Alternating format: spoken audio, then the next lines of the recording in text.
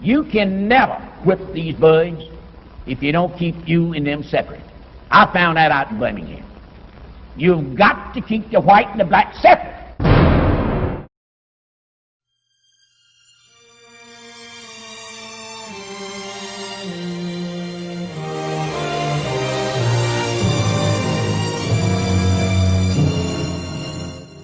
America took its first steps toward racial integration in 1954 when the Supreme Court declared segregated schools unconstitutional.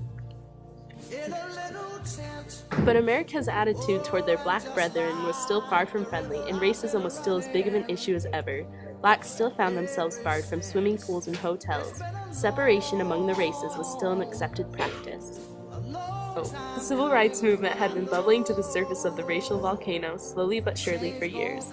Finally, the revolution was sparked on December 1st, 1955. For a number of years, the Negro passengers on the city bus lines of Montgomery have been humiliated, intimidated, and faced threats on this bus line. Just the other day, one of the fine citizens of our community, Mrs. Rosa Parks, was arrested because she refused to give up her seat for a white passenger. Mrs. Rosa Parks was arrested and taken down to jail, taken from the bus, just because she refused to give up her seat. At present, we are in the midst of a protest, the Negro citizens of Montgomery, representing some 44% of the population. 90% at least of the regular Negro bus passengers are staying off the buses, and we plan to continue until something is done. Rosa Parks started something big. Tired from a long day of work, Rosa Parks sat on the bus in a row reserved for blacks. When all of the front white rows had filled, the bus driver asked Rosa and 3 others to move so that a white man could have a seat.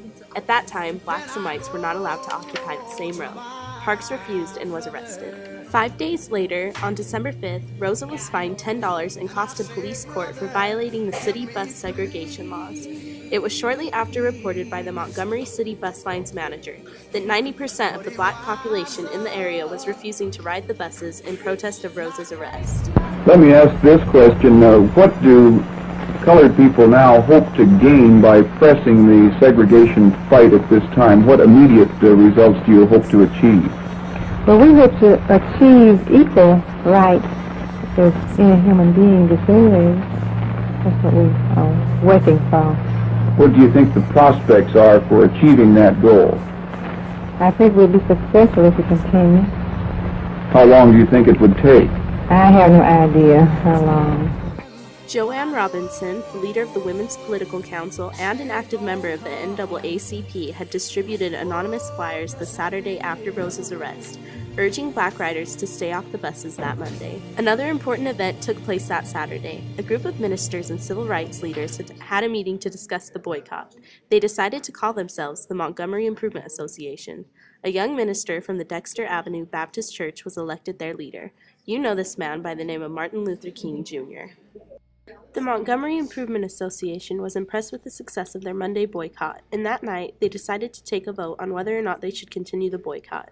The vote was taken and the decision was unanimous. The boycott was not going to be over for a long time.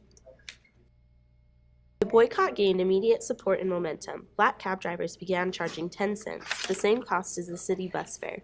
City officials quickly put an end to this practice, saying that any cab drivers that they found to be charging less than 45 cents would face the consequences. The MIA came up with a plan to overcome this latest speed bump. They developed their own private taxi plan. Blacks who owned cars would pick up others who needed rides at designated points around the city. Several churches also bought cars to aid the taxi service. Many blacks simply began walking. The bus boycott was met with plenty of opposition from the White Citizens Council, who were determined to bring down the fledgling revolution and its leaders. Martin Luther King Jr.'s home was bombed on January 30th, 1956. 89 arrests were made on people participating in the boycott.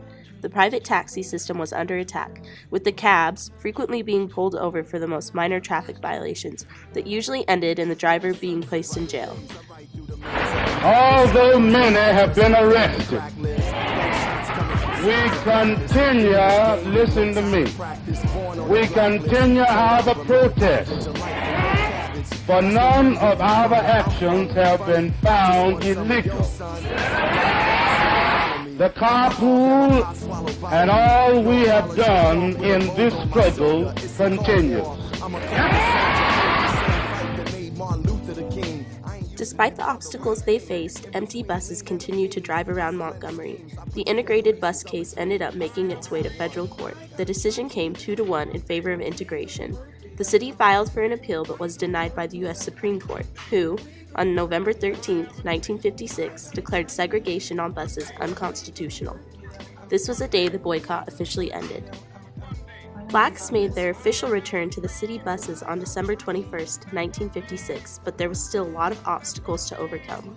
The KKK wasn't very happy with the Supreme Court rulings, and they made sure their presence was felt. Snipers began to attack city buses. Bombers attacked the homes of black leaders, Baptist churches, and the People's Service Station and cab stand. They tried their hardest to scare the blacks, but as Martin Luther King Jr. would later say, it seemed to have lost its spell. One cold night, a small Negro boy was seen warming his hands at a burning cross. Some may see the victory won by the Montgomery bus boycott as insignificant compared to the accomplishments that would be made later in the civil rights movement. But as Roberta Wright wrote, it helped to launch a 10-year national struggle for freedom and justice. Without the Montgomery bus boycott, who knows if the civil rights movement ever would have came about. My eyes see the glory and well, the world waiting for me to yell, I have a dream. I got a dream. Now the time has come for this nation to fulfill its promise. The events in Birmingham and elsewhere have so increased the cries for equality that no city or state or legislative body can prudently choose to ignore them. This week I shall ask the Congress of the United States to act, to make a commitment it has not fully made in this century to the proposition that race has no place in American life or law.